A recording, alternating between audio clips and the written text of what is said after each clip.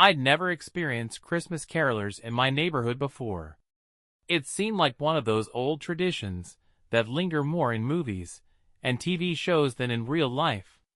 I always figured that somewhere, somehow, people still did it now and then, but I'd never seen it myself and hadn't given it much thought.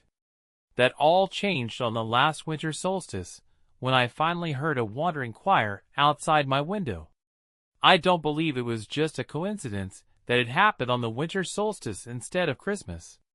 You probably know that Yuletide celebrations go way back, even before Christianity, and before the pagan traditions that Christmas draws from. Regardless of their origins or the layers of traditions and meanings they've accumulated, all winter festivals are fundamentally about human connection. When faced with months of cold, darkness, and hardship, challenges that some of us, and sometimes many of us, wouldn't survive, we've been gathering with our loved ones since time immemorial. We show them how much they mean to us, and do what we can to ease their struggles. When there's famine, we have feasts. When there's scarcity, we exchange gifts.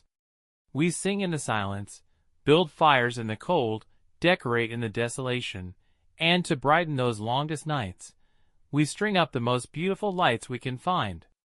It's that deep, ancestral urge to celebrate the best in ourselves and to be our best during this time of year that explains what I saw on that winter solstice. At first, the singing was barely audible. So quiet that I barely noticed it or gave it any thought. But as it gradually became louder and closer, I found myself compelled to look out the window to see what was happening. It wasn't very late, but it was long enough after sunset that twilight had vanished, and gentle snowflakes were drifting down from a silver-gray sky. The only light came from the street lamps and the Christmas decorations, but that was enough to make out the strange group of cloaked figures moving down my street. They weren't dressed in modern winter gear or formal attire, nor were they costumed like Victorian-era carolers. Instead, they were entirely covered in oversized green and red robes. They were so bulky that I couldn't tell who, or what, was underneath them, and their faces were completely hidden by their large hoods. "Jake, honey, come take a look at this," I called out to my husband as I grabbed my phone and tried to record what was happening outside. "Keep it down. I just tucked Lily into bed," he replied softly as he entered the living room. "Is that singing coming from outside?" "Yeah, it's some kind of chant or something," I answered. "There are at least a dozen of them on the street, but they look more like medieval monks and aren't singing any Christmas carols I've ever heard. Sounds a bit like a Latin liturgy. They're probably from St. Michael's Cathedral. They seem more into medieval rituals than most Catholics. I don't think it's anything to worry about," he said as he pulled back the curtain and looked out the window. "That doesn't sound like Latin to me. It's too strange and guttural. Almost Lovecraftian," I responded. "Okay, this is weird. I can't get my phone to record any of this. They're probably the new AIs they're integrating everywhere," Jake dismissed. "Move fast and break things, right? No wonder some people prefer medieval cosplay. According to what I'm sure was a well-researched viral post on social media, they have more days off than we do. Jake, I'm serious. Their chanting is making me feel. I don't know, something about this feels off," I insisted, feeling a knot of dread tighten inside me as I started to feel lightheaded. "Wassaillers don't just stroll down a random street unannounced, introduce themselves to no one, and sing eerie hymns into the starless night. Just stay away from the window and make sure the doors are locked. Honey, they're just singing. They're a secluded religious group doing their own thing. It's fine," Jake reassured me. "Well, they shouldn't be doing it on public property. If they don't move somewhere else, we should call the cops," I argued. "If they allow those witches from the yoga center or whatever they are to perform their rituals in parks and cemeteries, I'm sure St. Michael's can do this. Otherwise, it's reverse discrimination or some nonsense," Jake countered. They're not from St. Michael's. Oh great, one of the neighbors is coming out to talk to them. At least someone's handling it. Crouching as low as I could, I watched discreetly as an older neighbor I recognized but couldn't name stepped out of his house and confidently approached the caroling group. He began ranting about who they thought they were and asked if they knew what time it was. I'm pretty sure he even told them to get off his lawn, but they didn't respond. They just continued chanting as if he wasn't there. This only made him more furious, and I saw him get right up close to one of them. That was a mistake. Whatever he saw there silenced him. With a look of sheer horror on his face, he slowly backed away, covering his ears and shaking his head vigorously. He only managed a few steps before collapsing to his knees, vomiting onto the street and curling up at the Wassaillers' feet. None of the Wassaillers showed any reaction to this. "Oh my God!" I yelled. "All right, you win. I'll call 911, Jake said softly, staring out the window in shock. The neighbor's wife rushed out, screaming desperately as she ran to her husband's side. She shook him violently, trying to wake him up, but he didn't respond. She glanced up at the Wassaillers, but seemed to dismiss any idea of confronting them or seeking help, so she started dragging her husband away as best she could. "I'm going to go help them. You call 911, Jake said, handing me his phone. "No, don't go out there," I shouted. "We don't know what they did to him. They could be dangerous. They just scared him. He's old. The poor guy's probably having a heart attack," Jake replied as he began putting on his shoes and coat. "Then why aren't they helping him? Why are they still singing?" I demanded. "What's happening?" I heard our young daughter, Lily, ask. We both turned to see her standing at the edge of the living room, clearly awakened by all the noise. "Nothing, sweetie. Just some visitors making more noise than they should. Go back to sleep," I gently insisted. "I heard singing. Is it for Christmas?" she asked, standing on her tiptoes and craning her neck to look out the window. Yes, I think so, but it's just a religious thing. They don't have any candy or presents." "Go back to bed," Jake instructed. "I still want to see. They're dressed funny, and I like their music," she protested. "Lily, we don't know who these people are or what they're doing here. This isn't a parade or anything like that. I'm going out to check it out, but you need to stay inside with Mommy," Jake said firmly. "Understood?" Before she could respond, a sudden scream echoed from across the street. Jake sprang into action, throwing the door open and running outside, with Lily following right behind him. "Lily, no!" I shouted as I chased after her and Jake. It was already chaos outside. Several other people had tried to confront the Wassaillers and ended up in the same terrified state as the first man. Family members and neighbors did their best to help, and Jake started assisting by carrying people inside. "Don't look at them. Don't look at their faces," someone screamed. I tried to grab Lily and pull her back into the house, but it was too late. We had both looked into the face of a Wassailler and saw that there wasn't a face at all. Their skulls were just vast, empty voids shaped like a godly figure, with a small glowing wisp floating in the center. Their skin was a mottled, rubbery blue-gray, and from the bottom of their heads, I was sure I saw the base of a pair of tentacles slipping into their robes. It wasn't just their monstrously alien appearance that was unsettling. Looking at them seemed to grant some sort of heightened insight or clairvoyance, and I immediately understood why they were chanting. Looking up, I saw a ghostly being descending from the clouds and approaching our neighborhood. It was a massive, shapeless blob of quivering ectoplasm, with countless stubby pseudopods ringing its jagged edges. Its underside was covered with thousands of uneven, pulsating holes, many filled with the same luminous wisps the Wassaillers had. But nearly as many were clearly empty, indicating it could still accommodate more. Before losing all control of my body, I held Lily tightly to my chest as we both fell to the ground, rocking back and forth as paralyzing, primal fear took over, leaving us both whimpering and catatonic. I tried to keep my daughter from looking up, but no matter how hard I tried, I couldn't resist the urge to gaze upon this horror from some unseen realm that had come to bring ruin to our home. It was getting closer and closer, but without a reference for its size, I couldn't tell how near it truly was, only that it was far too close. All the empty holes were now wide open, rows of teeth glistening like rocks in a tide pool as barbed, rasping tongues began to uncoil and stretch downward to snatch their freshly immobilized prey.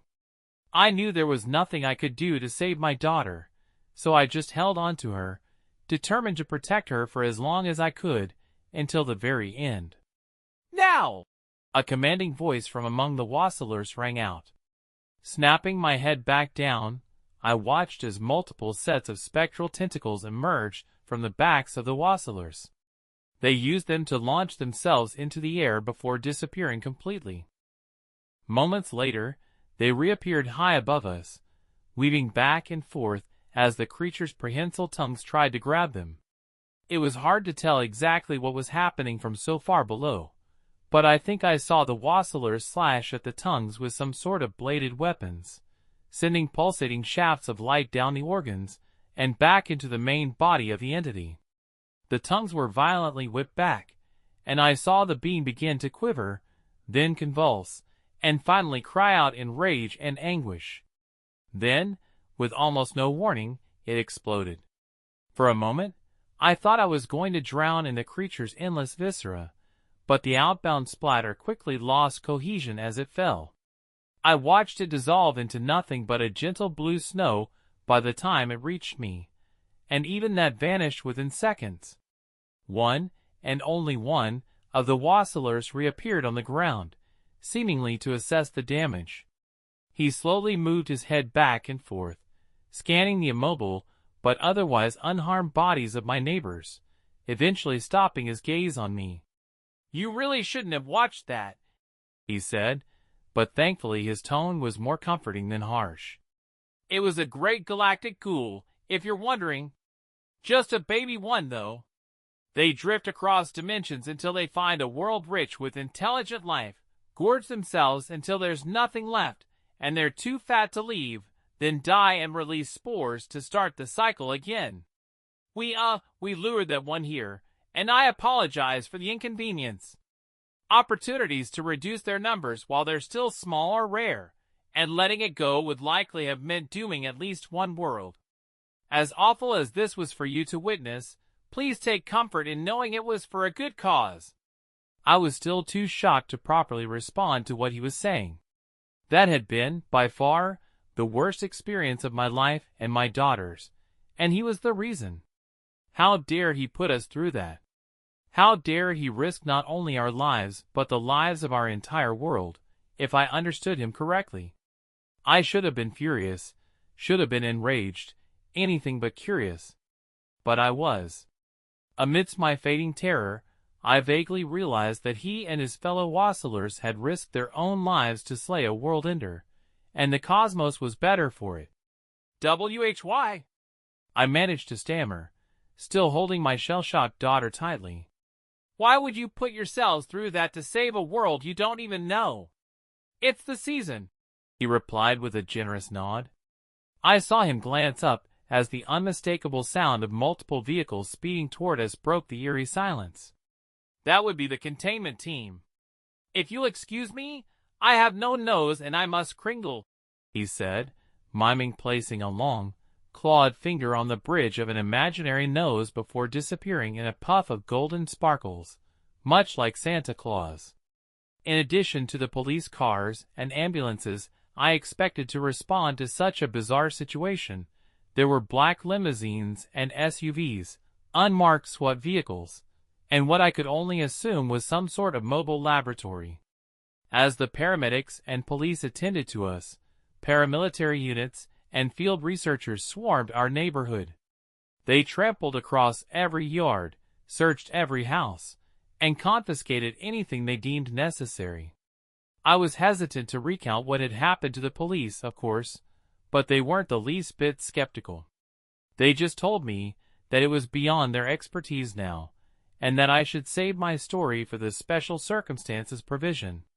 After we were treated, we all gave our accounts to the agents, and they administered some medication they said would help with the trauma. It was surprisingly effective, and now I can look back on what happened with complete detachment, almost as if it happened to someone else. My daughter, husband, and most of my other neighbors were affected even more deeply. They either don't remember the incident at all or think it was some kind of dream. I'm grateful for that, I suppose, especially for my daughter, but I don't want to forget what happened. I don't want to forget that on the night I encountered a cosmic horror of unimaginable power, I saw someone stand up to it. Not just fellow humans, but fellow intelligent beings who decided that an uncaring universe was no excuse for being uncaring themselves. The aftermath was a blur of flashing lights and hurried footsteps. Emergency vehicles surrounded our house, their sirens piercing the stillness left by the Wassaillers' departure. Paramedics moved swiftly, checking on neighbors who were either too traumatized to speak or too shocked to respond. Jake and I stood frozen for a moment, the weight of what had just occurred sinking in. "Jake, we need to leave," I whispered, gripping Lily tightly. Her eyes were wide with fear, mirroring my own. "This place, it's not safe anymore." He nodded, pulling me and our daughter toward the back door. As we stepped outside, the cold winter air felt different, thicker, somehow, as if the night itself was holding its breath. Police officers approached, their expressions a mix of concern and skepticism. "Ma'am, sir, are you okay?" one officer asked, his voice gentle. "We're fine," Jake replied, though his hands trembled slightly. "But you need to see what happened here." The officer glanced around, then back at us. "We'll take your statement. Please stay inside until we get things under control." Reluctantly, we retreated to our living room, the chaos of our neighborhood still unfolding outside. Neighbors huddled together, whispering in hushed tones, some trying to comfort others who were inconsolable. The once familiar streets now felt alien, haunted by the memory of the Wassaillers and the monstrous entity that had threatened our peace. As the night wore on, more information trickled in. The police were baffled, unable to explain the supernatural elements we described. Some officers dismissed our story as mass hysteria triggered by the strange chanting and cloaked figures. But Jake and I knew what we saw, and what we felt. I couldn't shake the image of the great galactic ghoul, its amorphous form and endless tentacles a nightmare etched into my mind. Every time I closed my eyes, I saw its pulsating holes, and felt the paralyzing fear that had gripped us in those final moments. Sleep was a distant memory. Instead, I lay awake, haunted by visions of cosmic horrors and the enigmatic Wassaillers who fought against them. The days that followed were no better. Our neighborhood was cordoned off, with authorities bringing in experts and researchers to investigate the inexplicable events. Jake spent hours trying to piece together the fragments of our experience, searching for any logical explanation. But logic had no place in the face of what we had encountered. One evening, as we sat huddled on the couch with Lily asleep in her room, there was a knock at our door. My heart raced. Visitors rarely came unannounced these days, especially not after the incident. Jake cautiously approached and peeked through the peephole. To our surprise, it was the same Wassaillers who had appeared on that winter solstice night. Their leader, the one who had spoken to me, stood at our doorstep, his expression inscrutable beneath his oversized green and red robes. He held a small, ornate box in his hands. "We mean you no harm," he said, his voice calm and steady. "We have come to offer our assistance." Jake opened the door slowly, allowing the leader to enter. The air seemed to shift as he stepped inside, the atmosphere charged with an unspoken tension. "How can you help us?" I asked, my voice barely above a whisper. The leader placed the box on the coffee table and opened it, revealing a collection of intricate symbols and artifacts. This contains knowledge and tools that can help protect your world from the threats that loom beyond. We are here to share our expertise and ensure that such horrors do not find their way to your reality again. I looked at Jake, uncertainty etched on his face. Why us? Why did you come here? We sensed the disturbance, the leader replied. Your home was a point of convergence for the great galactic ghouls' attempt to breach your world. By intervening, we prevented a catastrophe. Now, we wish to work with you to strengthen your defenses and educate your community about these dangers. Relief washed over me, tempered by lingering fear. What do we need to do? The leader smiled, a gesture that seemed both reassuring and enigmatic. First, we need your cooperation. We will train you and your neighbors in recognizing and combating these cosmic threats. Together, we can build a resilient community capable of withstanding future incursions. As the night deepened, the Wassaillers shared their knowledge, explaining the delicate balance between our world and the vast, often hostile cosmos.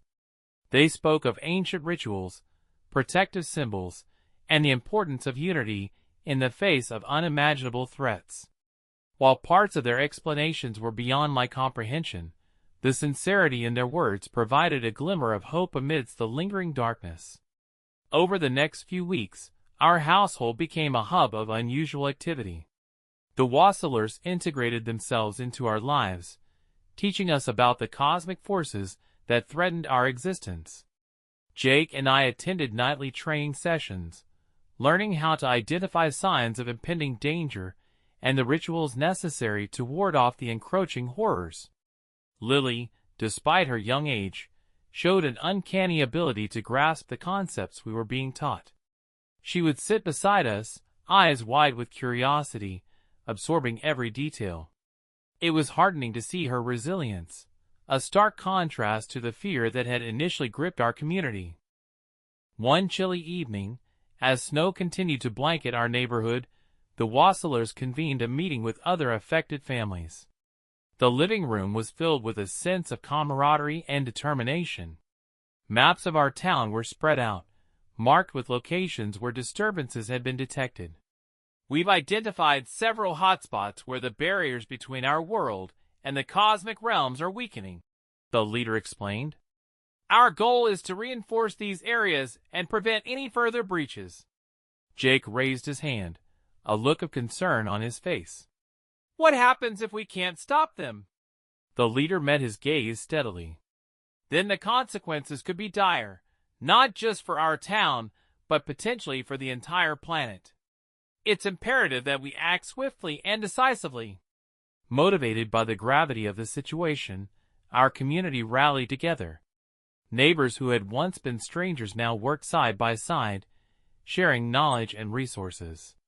The Wassaillers provided guidance, helping us establish protective barriers and perform rituals to strengthen our defenses. One night, during a particularly intense training session, a sudden chill filled the room. The lights flickered, and an eerie silence descended upon us. Before anyone could react, the windows shattered inward, and a dark, viscous substance oozed into the room, distorting the air with its malevolent presence. Panic erupted as the substance began to coalesce into a form we could barely comprehend. The room seemed to warp around us, shadows dancing in unnatural patterns. The Wassaillers quickly took charge, leading us through the emergency rituals designed to repel such entities. Stay calm and focus on the symbols, the leader commanded, his voice cutting through the chaos. Remember your training. Jake and I joined hands, reciting the chants we had practiced countless times. The substance writhed and twisted, resisting our efforts to banish it. But with each word, it began to retreat, the room slowly returning to its normal state. When it was over, we stood in stunned silence, the remnants of the disturbance fading into the night. The Wassaillers nodded approvingly, their expressions a mix of relief and exhaustion. Well done, the leader said quietly. But this is just one of many challenges we will face. Stay vigilant. As the weeks turned into months, our town transformed. What was once a quiet, unassuming neighborhood now buzzed with an undercurrent of preparedness and unity. The Wassaillers became an integral part of our community, their presence a constant reminder of the unseen threats lurking beyond our reality. One crisp winter morning, as I sipped my coffee and watched Lily play in the snow, I reflected on how drastically our lives had changed. The fear that had once paralyzed us had been replaced by a sense of purpose and resilience. We were no longer just residents of a small town. We were guardians of our own destiny, equipped with the knowledge and support to defend against the cosmic horrors that sought to invade our world. Yet, despite our newfound strength, an underlying tension remained. The Wassaillers had warned us of greater dangers yet to come, and the memory of the great galactic ghoul lingered like a shadow in the back of my mind. I couldn't shake the feeling that our battles were far from over, and that the true test of our community's unity and courage was still ahead. Spring had barely begun to thaw the winter's grip on our town, but signs of renewal were evident in every corner. Blossoms peeked through the melting snow, and the days grew longer, bringing with them a sense of optimism. Yet, beneath the surface, an unspoken tension simmered. Everyone knew that the calm could be shattered at any moment by forces beyond our comprehension. One afternoon, as Jake and I walked Lily to school, we noticed an unusual stillness in the air. Birds had ceased their morning songs, and even the usual chatter of children was subdued. The sky was a peculiar shade of indigo, an unnatural hue that set my nerves on edge. "Something's not right," Jake muttered, his eyes scanning the horizon. "Have you felt it?" I nodded, a chill running down my spine despite the warming weather. "It's like the air is holding its breath." We reached the schoolyard, where parents and children milled about, sensing the unease that had settled over us. The Wassaillers were already present, their eyes scanning the environment with heightened vigilance. The leader approached us, his expression serious. "We have detected an increase in cosmic activity," he informed us. "A precursor to a potential breach. We need to prepare." He handed us small, intricately carved talismans. "These will help amplify the protective barriers we've established. Distribute them to your neighbors and ensure everyone understands their purpose." As we moved through the town, handing out the talismans and explaining their significance, a sense of urgency propelled us forward. People listened attentively, their skepticism replaced by a growing belief in the reality of the threats we faced. That evening, our preparations were put to the test. The sky darkened unnaturally, stars obscured by a swirling mass of shadows. The temperature plummeted, and a palpable tension filled the air. The Wassaillers gathered at strategic points around town, their chants intertwining with the rituals we had all learned. Suddenly, the ground trembled, and a low, resonant hum echoed through the streets. From the darkness, tendrils of inky blackness snaked their way toward our town, twisting and writhing with malevolent intent. The protective barriers we had erected began to glow, a beacon of light against the encroaching darkness. "Everyone, hold steady," the leader commanded, his voice unwavering. "Focus on the talismans and maintain the chants." Jake and I joined hands, Lily nestled between us, her presence a beacon of hope amidst the chaos. Together with our neighbors, we chanted in unison, the words flowing naturally, as if our very souls were intertwined with the rituals. The tendrils recoiled, hissing as they met the force of our combined efforts. The sky seemed to resist our attempts, the shadows pushing back with an intensity that threatened to overwhelm us. But we persisted, drawing strength from one another and the collective will to protect our home. Minutes stretched into what felt like an eternity, but gradually, the darkness began to dissipate. The tendrils retreated, dissolving into the night as the protective barriers held firm. Exhausted but triumphant, we watched as the sky returned to its normal state, the stars twinkling once more in the clear indigo expanse. The leader approached us, his eyes reflecting both relief and pride. "You've done well. This was a significant breach attempt, but your unity and determination have ensured our safety, for now." As the immediate threat subsided, a profound sense of accomplishment settled over the community. We had faced the darkness together and emerged victorious, our bond strengthened by the shared ordeal. Yet, beneath the surface, we knew that this was merely the beginning. The cosmos was vast and unpredictable, and the threats we faced were ever evolving. In the days that followed, life slowly returned to normal, albeit with a heightened sense of awareness. The Wassaillers continued their guidance, helping us refine our defenses and prepare for future challenges. Our town had transformed from a quiet, unassuming neighborhood into a bastion of resilience and hope. One evening, as I sat by the fireplace with Jake and Lily, I couldn't help but feel a deep sense of gratitude. Despite the fear and uncertainty, we had grown stronger together, our community united against the darkness. The Wassaillers had not only saved us from immediate threats, but had also instilled in us the knowledge and courage to face whatever lay ahead. As I looked into Lily's innocent eyes, I knew that no matter what the future held, we would face it as a family and a community. The cosmic horrors might continue to loom on the horizon, but with unity, determination, and the guidance of the Wassaillers, we were ready to confront them head-on.